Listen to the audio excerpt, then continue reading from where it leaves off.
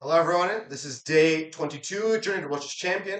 We're going to start out the video with some clips showing my time in Tunisia, and I'm going to be, giving some commentary on them. So let's get right into it. This is me landing Tunisia. As you can see, it's quite like just a desert, but it's an island, uh, and it looked quite weird coming in because I imagined some touristy island, but then I just saw pure desert. So that was a bit interesting. Uh, this was a cat which was in the airport. I landed in Tunis first. Um, I think that's a plane flying to Paris.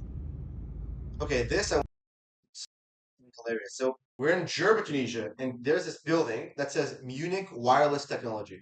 And this was just hilarious because it reminded me of the scene, The Wolf of Wall Street, when he first goes into the brokerage and he calls them and he says, "Oh, DiCaprio says, oh, I've got Aerotech 9 solutions, a cutting edge software." And when he says cutting edge, they pan to this shed.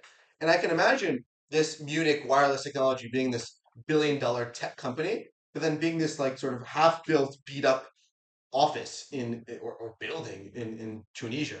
So I drive by this every day. It's quite funny. Vlog. We have ordered some tandoori chicken, Indian chicken, and we'll see how the arrabbiata is.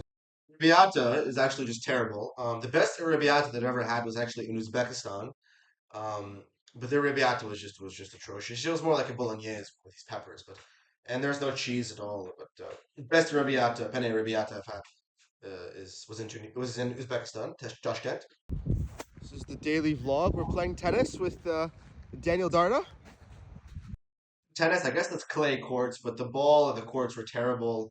Like once you stepped over the court and the ball bounced where you stepped, it would like jump the opposite way. It started raining about an hour in.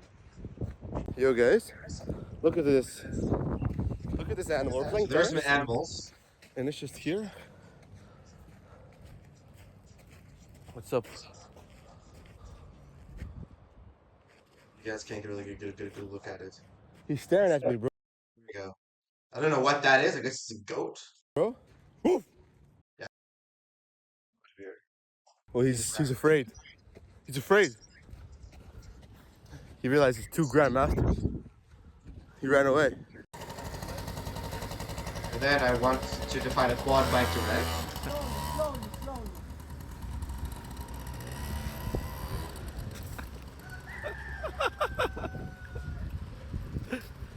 Hans Niemann driving a motorcycle. Daniel Darda speaking, my opponent from yesterday. Oh no.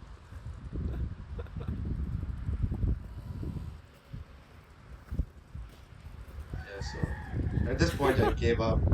Urgh. Yeah, so at this point I sort of gave up. It was quite a difficult thing to do. The point is that you have to like go backwards. So every time I go backwards, it's counterintuitive, and I was worried that I was just gonna go way too fast and crash. So I hope you guys enjoy this little vlog. Next, we're gonna be analyzing my gaming against Hikaru Nakamura.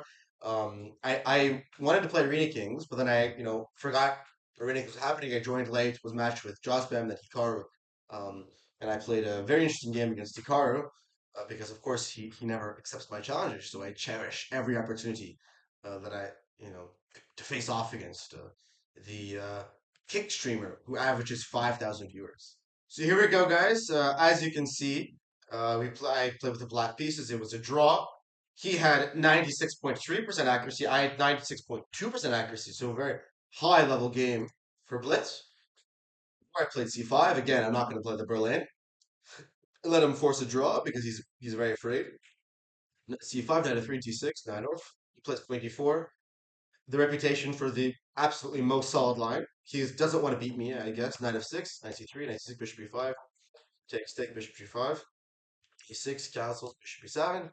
Here, I guess E5 is sort of the main move, but he goes queen back to D3. I go queen B6, developing my queen, knight D4.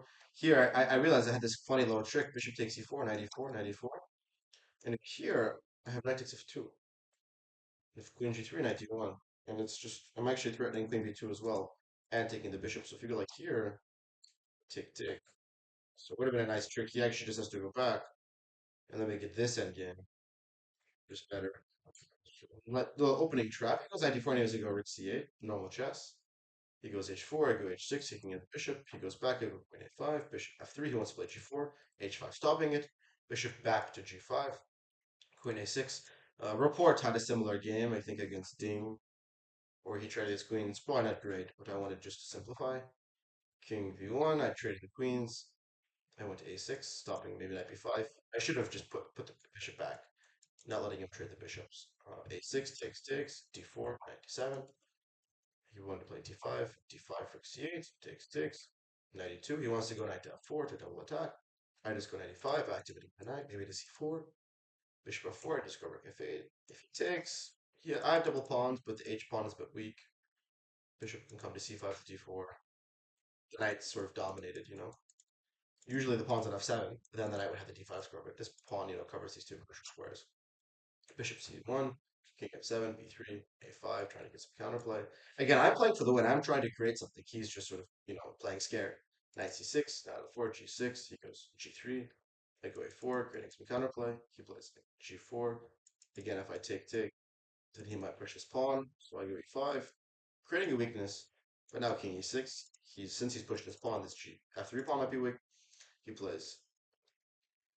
Where did the game go? Where did I lose track? Sorry. e5, yes. Where did the game go? Sorry, yes.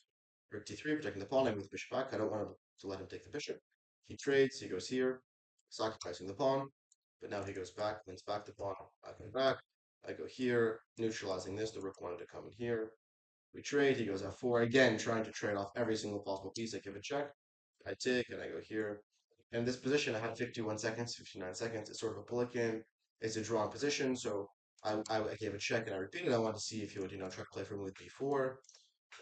But he clearly wasn't in the mood to do anything because he's afraid of me.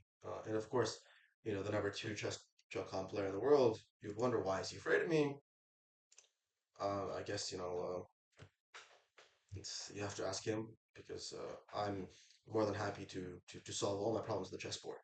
And I believe that that is the purest form for us, you know, men to fight through our issues, you know. Anyways, it was a draw. He made a repetition. You know, I could have tried to not repeat, but you know what to do.